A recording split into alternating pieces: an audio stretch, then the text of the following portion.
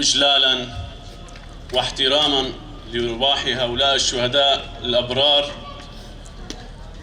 الذين ضحوا بأغلى ما لديهم في سبيل أن نجتمع هذا اليوم.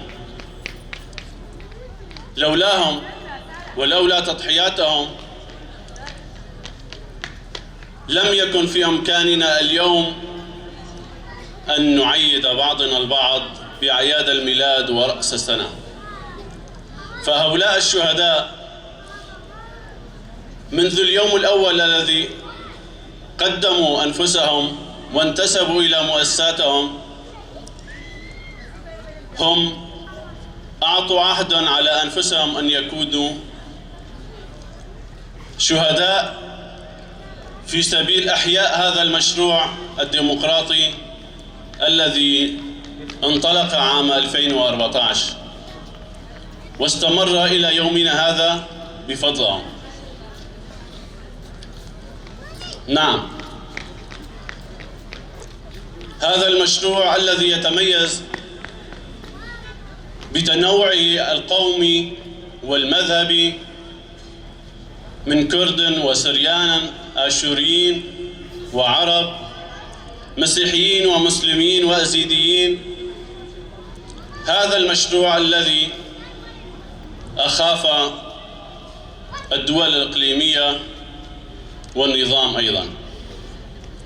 هذا المشروع الديمقراطي الذي يستند بتنوع قواته من اليابيجي والمجلس العسكري السرياني والسوتورو واليابيجي والصناديد وباقي القوات هو الضامن الحقيقي والذي وقف في وجه الفتن والمؤامرات التي أحيكت في وجهنا وللمنطقة.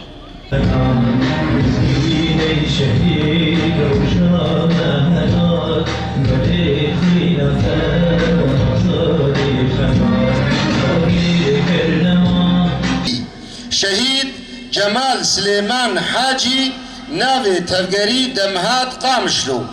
شهيد جميل إبراهيم قاسم. شهيد جميل أحمد جميل ناوي تفقري عقيد. شهيد جوان محمد سليم ناوي تفقري باهوز. شهيد جوان عبد الله قرطميني ناوي تفقري جوان.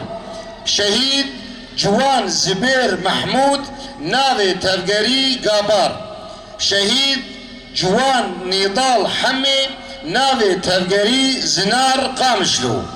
شهيد صاغل دلي مدى شهيد ريبالي تبوشي نامنا صاغل تجاري نامرن شهيد نامرن.